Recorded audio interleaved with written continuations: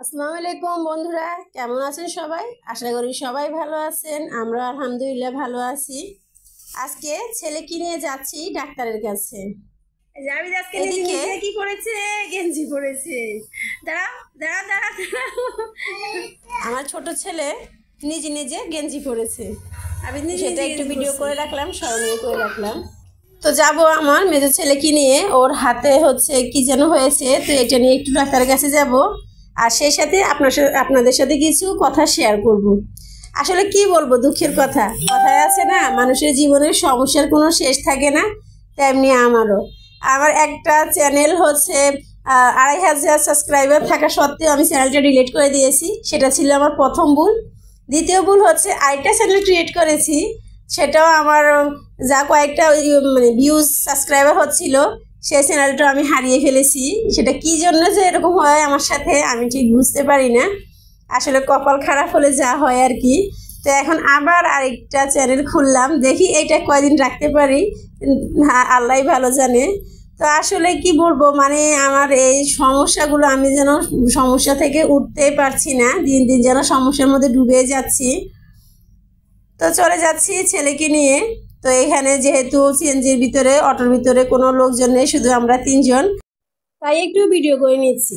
কারণ অনেক লোক থাকলে তো সেখানে ভিডিও করা যায় না, অবশ্যই লজ্জা লাগে আর আনইজি ফিলও হয়। তাই যেহেতু কেউ নেই, তাই একটু ভিডিও করে নিই। গরমের মধ্যে দেখলাম যে ঘামাচি উঠেছে, তো আমার হাতেও হয়েছে। তো আমরা ভাবছিলাম যে ঘামাচি, কিন্তু 2 দিন পরে দেখি হঠাৎ করে যে এগুলো একদম পুরো হাত ওর ঝুলে গিয়েছে। তো এসেছি হোমিওপ্যাথিক ওষুধ নিতে, কারণ এলোপ্যাথিক তো সবসময় খাওয়াই। তো মাঝে মাঝে দেখি একটু হোমিওপ্যাথিক খাইয়ে দেখি কি হয়।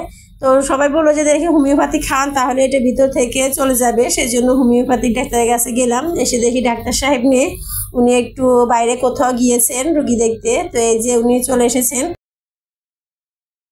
যেহেতু বাইরে ভিডিও করা একটা ভালো লাগে না, লজ্জা লাগে, তো ভিডিও করতে খুবই লজ্জা লাগছিল। একটু লুকিয়ে লুকিয়ে হালকা একটু ভিডিও করছিলাম।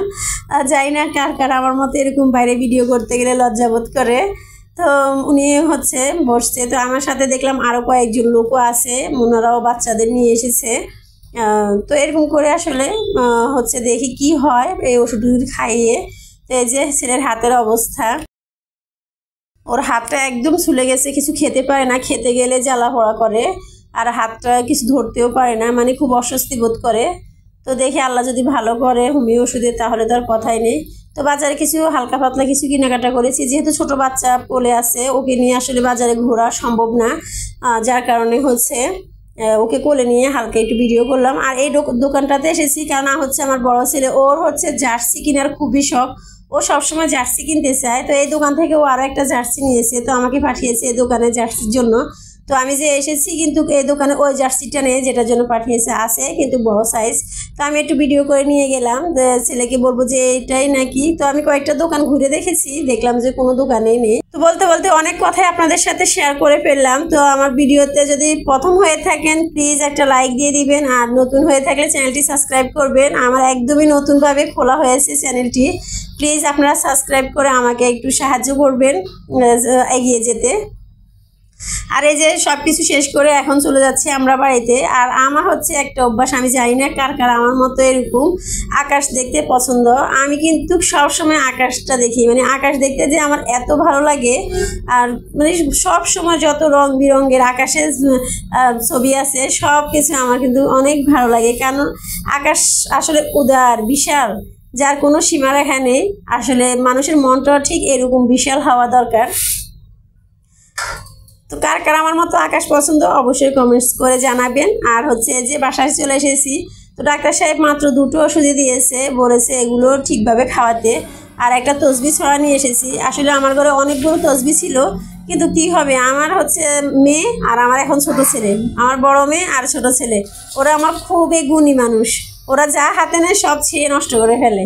তো তসবিও আমার শেষ সবগুলা। তো এই একটা তসবি এখন নিয়ে এসেছি, ওনাকে বললাম যে একটু ভালো দেখে তসবি দিবেন যাতে করে ছিঁড়তে না পারে। তো উনি বলে যে নিয়ে যান একটা লাইলনের, এটা ছিঁড়তে পারবে না। কিন্তু তারপরেও বাসায় আসার পরে ও হচ্ছে এখানে বাড়তি যে তসবির গোটাগুলো দেওয়া, সেগুলোও খুলে ফেলেছে।